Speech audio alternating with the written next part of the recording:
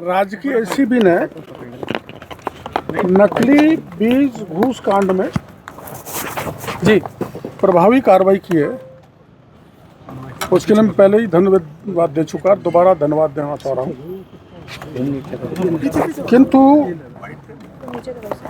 प्रतिपक्ष द्वारा, विशेषकर कांग्रेस द्वारा, उसमें भी गोविंद डोटासरा जी और अशोक गहलोत साहब द्वारा मेरे पर बेबुनियाद आरोप लगाए गए। और मैंने ये भी स्वीकार किया था कि जो व्यक्ति मेरे को रेकी करता था या इनपुट देता था, उसने गड़बड़ किया है, जिसको रंगे हाथों पकड़वा दिया। देने वाला भी पकड़ा गया, लेने वाला भी पकड़ा गया। लेकिन उस दौरान भास्कर में ये न्यूज़ छपी थी, ये न्यूज़ प्रकरण में डॉक्टर भी और मंत्री भी, इससे भ्रम फैलाया गया कि डॉक्टर तो मैं ही हूँ, मंत्री तो मैं ही हूँ, तो मैं ही इसका आरोपी हो सकता हूँ। जनता में भ्रम और संशय पैदा हो गया। तो किसने फैलाया सर ये? मैं बता रहा हूँ, जल्दबाजी मत करो, एक एक बता रहा हूँ। ये फैलाया गया, इस अखबार को तो एक प्रभावशाली आदमी ने बताया जी, तो उसका नाम मैं नहीं बताना चाहता। पर इसमें जो स्थिति वो ये है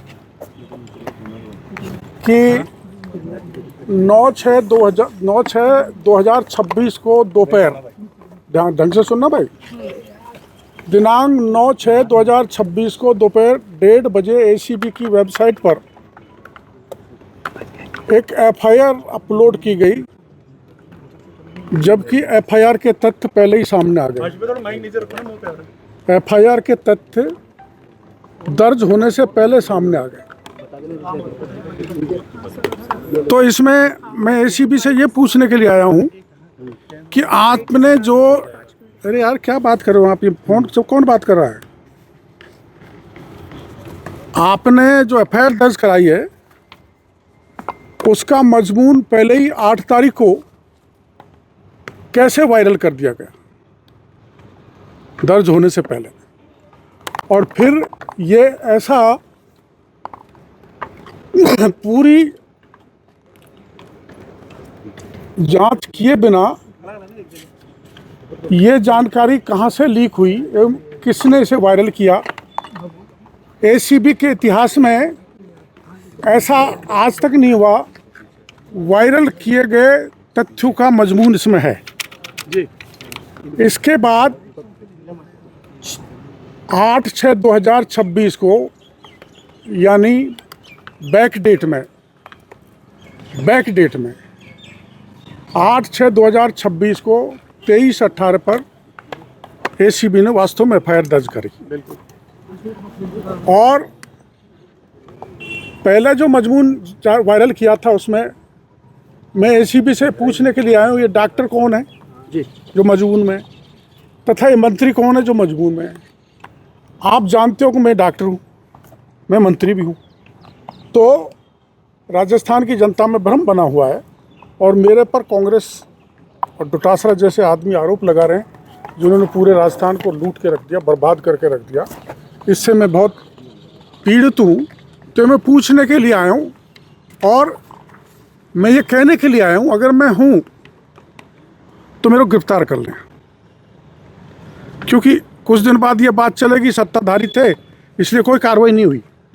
इसलिए मैं एसीबी के डीजी को कहने के लिए आया हूँ, जो डॉक्टर और मंत्री जो उसमें साया हुआ है मजमून में, अगर मैं हूँ तो मेरे को गिरफ्तार कर लें, और अगर नहीं हूँ तो राज्य की जनता के सामने रखें कौन डॉक्टर था कौन मंत्री था जी। तो कुछ मानहानि का भी करेंगे? 2 मिनट ठहरो, वो बात की बात एक बार पूरी रहेगा। मैंने ये कहा है, मुझे ऐसा लग रहा है कि एसीबी किसी दबाव में काम कर मुझे बदनाम करने का काम कर रही है। इस मामले में एसीबी ने पॉलिटिकल वेपन की तरह कार्रवाई करी है। दैनिक भास्कर में दिनांक 10/6/2026 को खबर छपवाई गई, वह भी मेरी जानकारी में है किसने छपवाई, ये कुत्सित प्रयास हुआ है। मैं एसीबी से कहना चाहता हूं कि वो ऐसे मामलों में लक्ष्मण रेखा पार नहीं करें, इसका ध्यान रखें। ये है मामला। तो सर क्या मानहानि का जस्ट क्या कुछ लगता है साहब आपकी अखबार पे भी मानहानि का कुछ? जस्ट मिनट, नहीं अखबार पे नहीं करूँगा, वो तो करने वाले पे करूँगा। अखबार के क्या, अखबार तो जो सूचनाएं देते हैं वो छापते हैं। ये मजमून है वो। डॉक्टर साहब आप लक्ष्मण रेखा ठहरो की बात ठहरो कर रहे ठहरो हैं, आप ठहरो लक्ष्मण ठहरो ना ठहरो ना ठहरो ना, इधर आ जाओ ना। ये ठहरो, मैं लक्ष्मण रेखा पार कर रहा हूँ, नहीं, ये पूछना चाहता हूँ। नहीं, ये मजमून है, ये मजमून है जो वायरल किया गया पहले एफआईआर दर्ज होने से पहले। और ये एफआईआर है, एफआईआर नंबर 155 2026 CPS जयपुर, ये एफआईआर है। ये डोटासरा, गहलोत, सभी कांग्रेस के लोगों के बयान हैं जो आप सबको पता है। तो मैं ये पूछने के लिए आया, और यही नहीं, दूसरा कागज दो। मेरे विभाग की तरफ से राजस्थान स्टेट वेयरहाउस कॉरपोरेशन में घोटाला हुआ। कल्पतरु ग्रुप के शुभम लॉजिस्टिक ने घोटाला किया, जिसको उजागर किया हमने जांच करा के, और उसकी एफआईआर दर्ज करने के लिए RSWC के चेयरमैन ने ACB को 7 पत्र लिखे हैं। 7 पत्र 2024 से 26 आ गया, 2 साल हो गए, केवल प्रिलिमिनरी जांच में डाल रखा है। तो मैं पूछने आया हूँ कि ऐसे प्रकरणों में आप गंभीर क्यों नहीं है। ऐसे ही मेरे ग्रामीण विकास विभाग ने जिला करौली की पंचायत समिति मंडरायल की ग्राम नानपुर में एक शिकायत मिली थी, जिसमें पिछले राज्य में 28 करोड़ के काम सैंक्शन हुए थे। उसमें 26 करोड़ रुपए को उस ग्राम पंचायत का सरपंच डकार गया, मात्र 2.25 करोड़ के काम कराए। मेरे नरेगा आयुक्त ने पत्र लिखा ACB DG को, आज तक एफआईआर दर्ज नहीं हुई है।